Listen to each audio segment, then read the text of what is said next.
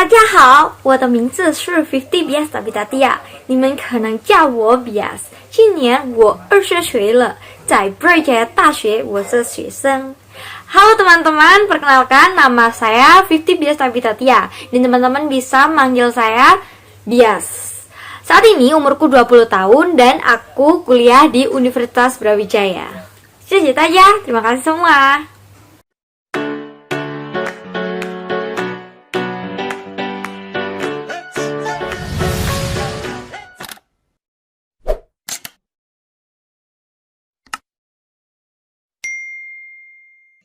Oke, selamat pagi, siang, sore, dan malam, dimanapun dan kapanpun Anda berada.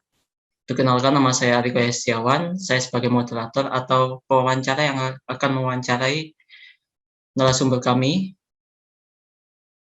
untuk berada di channel kami, yaitu Senatanya, di mana tempat untuk bertanya-tanya tentang kampus, jurusan, dan tentang fakultas dan kehidupan kampusnya. Untuk saat ini, saya bersama dengan teman saya, saudara saya, Fifty Bias, yang merupakan salah satu mahasiswa jurusan sastra Cina di Universitas Brawijaya Malang. Pertama-tama mungkin Kak Bias bisa memperkenalkan diri terlebih dahulu. Oke, halo semuanya. Perkenalkan, nama aku Fifty Bias Abitatia. Biasanya kalau di kampus aku dipanggil Bias. Nah, aku jurusan sastra Cina di Universitas Brawijaya angkatan 2019. Dari angkatan 2019 ya Kak ya berarti? Ya, angkatan 2019. Gimana nih? Kan 2019 sudah merasakan kuliah offline berarti ya Kak ya? Iya, aku merasakan kuliah offline cuma 2 semester aja. Lumayan lah ya Kak ya? Ya, lumayan. Oke, ini izin bertanya tentang jurusan boleh ya Kak berarti ya? Oh, boleh dong, boleh. Oke, pertama-tama mungkin dari dasar-dasar dulu Kak. Sastra Cina itu apa sih sebenarnya Kak? Apa ya?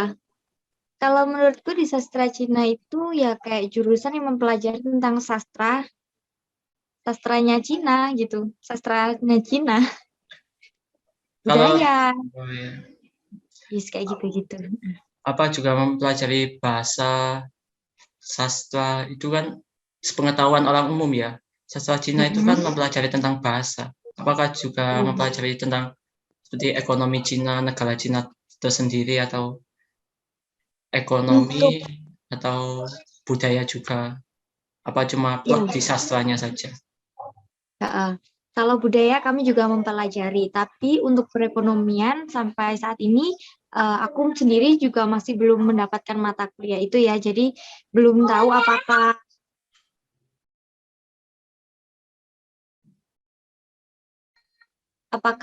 nanti ke depannya akan mendapatkan mata kuliah tentang perekonomian Cina ataukah tidak, itu aku juga masih belum tahu. Tapi untuk budaya, sejarah, itu udah mempelajari. Terus kayak tentang sastra Cina klasik, sastra Cina kontemporer, itu juga udah mempelajari.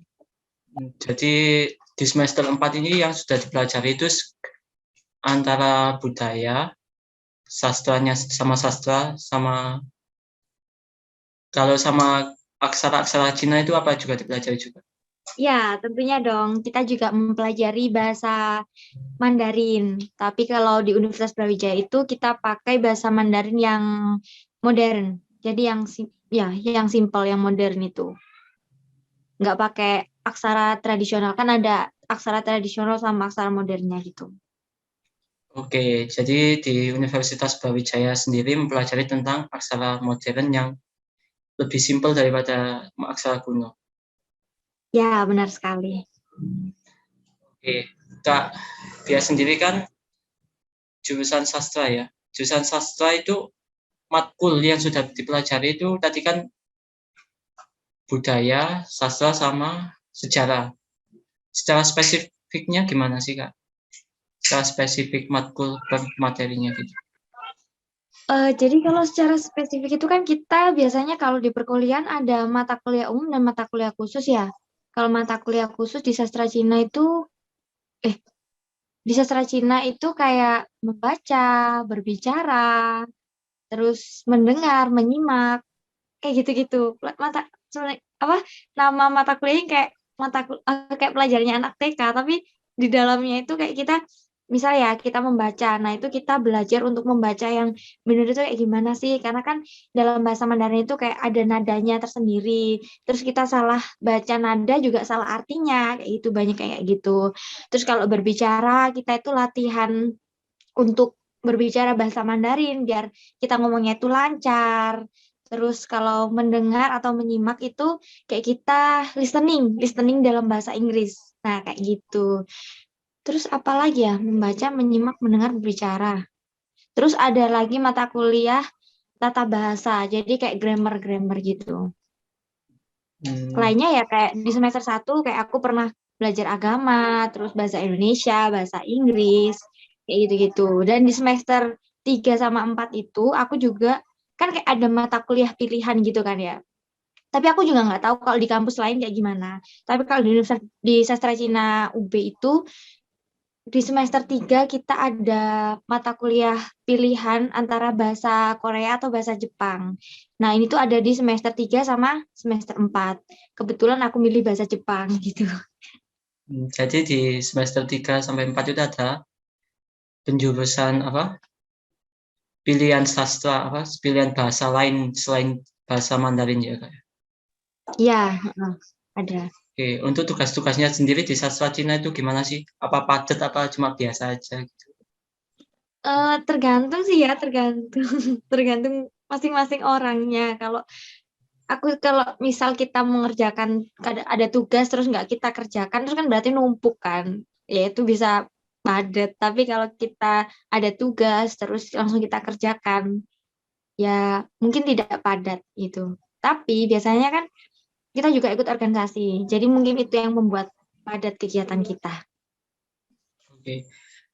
Mungkin ini saya tanya tentang kehidupannya Kak Bias ini. Selain kuliah, Kak Bias juga sedang apa sekarang sibuk apa?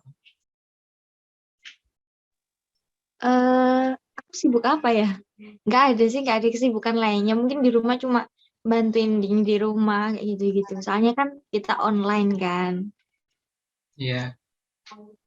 Dan itu juga aku juga punya ini sih, channel YouTube dan pingin aja gitu ngebagiin ngebagiin ilmu yang udah aku dapat di sastra Cina biar nggak ilmunya itu nggak apa ya, nggak hilang gitu.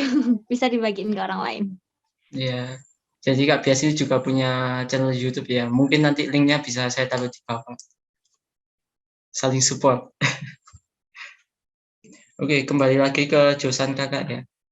Jurusan Kakak kan sastra Cina nih. Ini kan apa jurusan yang mungkin jarang diminati oleh banyak orang. Terus kenapa Kakak memilih jurusan ini? Kenapa ya? Waktu SMA kan aku jurusan bahasa kan. Terus ada mata kuliah, ada mata pelajaran bahasa Mandarin. Kebetulan aku juga tertarik di situ. Ujian nasional ikut bahasa Mandarin tapi nilainya juga buruk gitu. Nah, terus kan ada kayak SNMPTN. Nah, aku ikut SNPTN. Terus ya puji Tuhan keterima. Jadi ya udah dilanjutin aja, mungkin itu jalannya Tuhan gitu. Jadi Kak Bias ini masuk melalui jalur SNMPTN ya kan? Termasuk orang Mm-mm. pintar jadi Kak. Enggak, biasa aja. Oke, Kak Bias tadi kan bilang dari jurusan bahasa saat SMA ya. Apa di Mm-mm. kampusnya Kakak itu yang masuk jurusan sastra Cina itu apa cuma dari jurusan bahasa dari SMA-nya atau beraneka ragam dari IPA IPS ada yang masuk juga? Untuk jurusan beraneka ragam sih, karena juga banyak juga nggak sedikit temenku yang kayak dari jurusan MIPA, dari jurusan IPS itu masuk ke sastra Cina itu. Jadi beraneka ragam untuk yang masuk di jurusan sastra Cina ya Kak. Untuk Ya, kan biasanya di setiap jurusan itu ada penjurusan difokuskan kemana misalnya di sastra atau di pokoknya difokuskan ke misalnya kan sastra ya ada yang dijuruskan ke pendidikan dijuruskan ke pariwisata atau kemana gitu. Kalau di UB sendiri sastra Cina, apakah ada penjurusannya pas semester akhir? Untuk penjurusan ini mohon maaf ya kalau salah, soalnya aku sendiri juga kurang tahu, kurang pengetahuan. Kalau setahu aku itu ada penjurusan buat nerjemahin, terus apa? Nerjemahin, terus pendidikan kalau nggak salah kayak buat mengajar gitu, sama kayak tour guide Iya, gitu, kayak gitu. Tapi aku maaf ya kalau salah, soalnya aku belum ke situ. iya nggak apa-apa. Kak. Cuma denger-denger aja Pengetahuannya kayak gitu. Kak Mm-mm. biasa aja. Iya, cuma denger-denger aja kayak gitu. Tapi mohon maaf sebelumnya kalau salah. Nggak apa-apa Kak. Mm-mm. Mungkin kan Kak Bias itu dari jurusan bahasa saat SMA-nya. Kemudian masuk ke jurusan sastra. Mungkin ada kriteria khusus buat anak yang cocok di sastra Cina itu gimana? Kayak misalnya ada adik-adik SMA kita yang ingin masuk ke sastra Cina itu kriterianya gimana? Ini maksudnya kriteria yang gimana ya? Yang cocok buat jadi anak sastra Mandarin Cina, sastra Cina. Oh, yang cocok. Ya, yang pertama itu harus ada minatnya gitu kan ya. Soalnya ada beberapa dari temanku itu yang udah masuk tapi dia nggak minat dan akhirnya kayak terus di tengah perjalanan mereka mundur kan, itu sayang banget kan. Jadi kayak membuang-buang waktu. Yang pertama minat, terus yang kedua apa ya? Kriteria. Nggak ada sih, nggak ada kriteria khusus sebenarnya. Pokok minat aja gitu. Intinya minat, konsisten, jalanin, pasti bisa. Intinya harus Harus minat rajin dulu ya. juga. Iya, harus minat, konsisten, rajin. Jangan Kalau putus nggak di rajin, tengah jalan pokoknya. Kak. ya bener banget. Sayang banget kan, kayak membuang-buang waktu gitu kalau putus di tengah jalan. Kalau, Tapi semua juga terserah kan, pilihan perorangan. kalau suka dukanya Kak Bias ini waktu masuk sastra Cina UB ini gimana? Suka dukanya? Nggak ada dukanya. Suka Suka selalu terus ya. sih, kayak iya suka terus, tapi yang bikin duka itu sebenarnya kayak kuliahnya jadi online, jadi nggak bisa berinteraksi langsung kan sama teman-teman, terus ya cuma tatap muka melalui handphone gitu, itu yang bikin duka. Terus lagi kita juga kayak gimana ya, kuliah online itu kan gak enak banget kan ya. Tapi kalau kuliah sastra Cina aku suka-suka aja sih, soalnya emang aku juga suka gitu. Tapi mungkin nggak sukanya itu kayak misal aku males nih, lagi males belajar. Nah, itu aku kesulitan ketika pelajaran itu gitu. Terus lagi harus mempelajari sebelum sebelum besoknya diajarkan gitu, biar kayak kita ngerti. Kalau nggak ngerti kan kayak, ah ini apa gitu. Pokoknya di sastra Cina menyenangkan. Menyenangkan selalu ya Kak ya, sastra Cina ya Kak. Iya, sangat menyenangkan. Terus juga kan di kita ada native yang langsung dari Cinanya gitu. Jadi kayak kita lebih bisa belajarnya itu ya enak gitu. Oke. Senang selalu di sastra Cina ya Kak. Oke, kalau gitu saya juga ingin tahu Kak. Kan secara umum ya, sepengetahuan orang pada umumnya kan sastra Cina itu tentang translate. Prospek kerjanya itu apa cuma jadi translator atau bisa lebih luas dari itu? Bisa lebih luas dari itu. Misal kita jadi tour guide itu bisa banget. Terus kita jadi kayak pemandu acara di TV yang kita itu juga termasuk translator sih. Terus kita jadi di kedutaan besar Cina gitu kan, kita bisa kerja di situs itu gitu. Jadi menurut saya luas, tapi kalau saya pribadi tuh kurang tertarik dengan hal-hal yang seperti itu. Saya lebih suka mengajar seperti itu. Jadi Kak Luas Bias, sih kalau ya, luas kalau kita mau cari informasinya itu luas banget. Terus kayak di bandara itu kita juga bisa. Itu menyenangkan pokoknya. Oke, kan dari tadi kan Kak Bias kan bilang kalau sastra Cina itu menyenangkan. Mungkin ada pesan untuk adik-adik kita SMA yang ingin masuk di jurusan sastra Cina ini, mungkin ada pesannya. Apa ya pesannya? Kalau gini aja deh pesannya. Kalau teman-teman minat buat masuk di jurusan sastra Cina, teman-teman harus konsisten, terus belajar dan semangat. Nanti kita bersama-sama belajar. Nanti dibantuin Kak Bias kan Kak? Oke. Soalnya kan kalau belajar bahasa kan nggak mungkin sekali langsung bisa. Kalau belajar bahasa kan kayak kita terus-terus belajar, harus terus belajar gitu. Oke, harus selalu belajar untuk bahasa ya Kak. Iya, ya kayak kita belajar bahasa Inggris kalau nggak belajar kan lupa kan. Oke, Mm-mm. mungkin untuk pertanyaannya mungkin sudah cukup ya Kak ya. Saya Wah, sudah cepet habis. banget. Mungkin ada yang ingin disampaikan atau ingin diomongkan ke penonton YouTube kita mungkin sebagai closing statement. Apa ya? Nggak ada. Pokoknya buat teman-teman semua yang mau daftar kuliah, apapun itu jurusannya, jangan mandang sebelah mata jurusan lainnya. Karena di setiap jurusan itu kita memiliki tingkat kesulitan, kita memiliki tingkat kelebihan dan kekurangan masing-masing. Semangat teman-teman semua.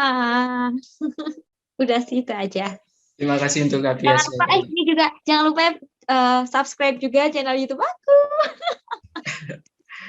Oke, untuk channel YouTube-nya Kak Bias nanti ada di bawah ya, akan saya taruh di description. Mungkin bisa dideskripsikan channelnya tentang apa Kak?